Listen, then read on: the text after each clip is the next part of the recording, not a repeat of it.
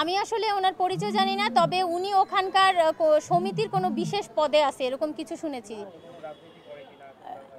মানে সত্যি কথা বলি আপনাদের, ওনারা তিনজন ছিল, দুইজনই এমন ব্যবহার করলো, আমার মনে হলো যে ওনার এমন কোনো পাওয়ার আছে, কারণ সামান্য একটা মানে ছোট একটা ইস্যু নিয়ে উনি এমন আচরণ করছে, মনে হয়েছে যে ওনার কিছু একটা আছে।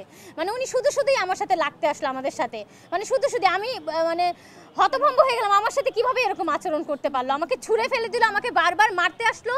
এটা দেখে পাবলিকও ওনাকে তখন বলতেছিল যে আপনি ওনার উপর আক্রমণ করতে চাচ্ছিল, যে আপনি কেন মারতেছেন। উনি উঠে আমার উপর আক্রমণ করতেছে, আমার ফ্রেন্ডদের উপর আক্রমণ করতেছিল।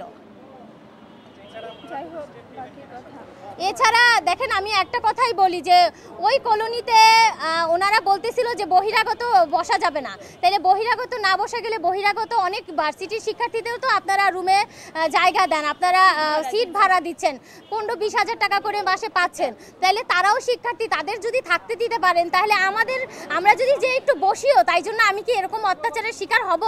আমার উপর এটা হতে পারে? এই কলোনিটি আসলে ইডেন কলেজের সামনে, ইডেন কলেজের অনেক শিক্ষার্থী এই কলোনিতে রুম ভাড়া বা সিট ভাড়া নিয়ে থাকে। তারা আমাদের বোন হতে পারে, ফ্রেন্ড হতে পারে, জুনিয়র সিনিয়র হতে পারে, বা আমরা নিজেরাও হতে পারি।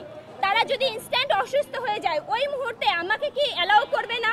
যদি তখন অ্যালাউ করে তাহলে এই সিচুয়েশনে শুধুমাত্র কলোনিতে গিয়ে বসার কারণে আজ আমার এই বোন এইভাবে আমি ইডেন কলেজের সকল আপুদের বলবো যে আপনারা আজকে আপনাদের কারোর সাথে ঘটতে পারতো, কালকে যে ঘটবে না এরকম কোনো বিষয়ই না। আপনারা জানেন না হয়তো, কিন্তু এই সংবাদ সম্মেলনের পর আপনারা সবটা জেনে যাবেন।